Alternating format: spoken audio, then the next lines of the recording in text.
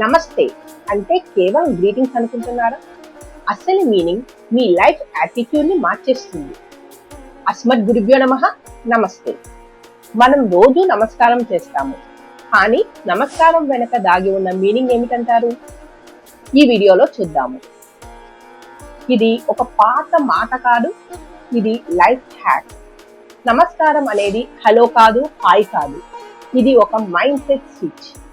మనుషుల్లో ఎక్కువ సమస్యలు నాది, నేనే చేస్తాను అన్న ఇగో వల్లే. కానీ నమస్కారం చెబుతుంది, నేను తెలుసుకున్నది కూడా నాది కాదు, నేను చేస్తుంది కూడా నాదే కాదు, నా డిసిషన్స్ కూడా నా ఇగో నుండి రావద్దు. సింపుల్ గా నమః అంటే నాది, మహ కాదు. నమస్కారం అంటే నాది కాదు, అదే అసలు అర్థం. ఇది ఒక రీసెట్ ఆఫ్ యాటిట్యూడ్. మన పెద్దలు చెప్పారు, 2 చేతులు కలిపి హృదయానికి ఆనించి నమస్కారం పెట్టమని. ఇది కూడా ఒక ర్యాండమ్ రూల్ కాదు. రైట్ హ్యాండ్ నాలెడ్జ్, జ్ఞానంకి ప్రతీక. మన థింకింగ్, లాజిక్, క్లారిటీ, లెర్నింగ్ ఇవి రైట్ హ్యాండ్ యొక్క సింబల్. లెఫ్ట్ హ్యాండ్ యాక్షన్ అంటే కర్మ, మన పని, బాధ్యత, ఎగ్జిక్యూషన్ ఇవన్నీ left hand symbol. Right hand ఒక 5 ఫింగర్స్ జ్ఞానేంద్రియాలు, లెఫ్ట్ హ్యాండ్ ఒక 5 ఫింగర్స్ కర్మేంద్రియాలు.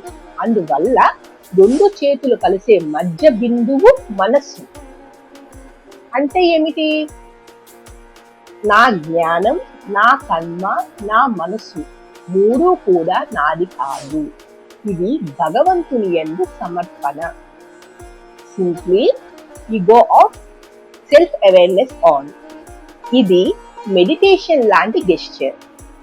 ఒక చేతితో నమస్కారం పెట్టకూడదని మన శాస్త్రాలు, స్క్రిప్చర్ చెప్పింది పనిష్మెంట్ గురించి కాదు, మీనింగ్ గురించి. ఒక చేతితో నమస్కారం అంటే జ్ఞానం లేకుండా చర్య, లేదా చర్య లేకుండా జ్ఞానం.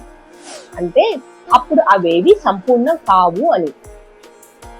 అందుకే నమస్కారం 2 చేతులతో మాత్రమే. Simple way of dharma. నమస్కారం అనేది my ego is silent, my actions are pure, my mind is calm, I respect to the divine in me, I offer my knowledge and actions to the higher power, to the Bhagavan. This is not a gesture, this is a mindset upgrade. జై శ్రీమన్నారాయణ.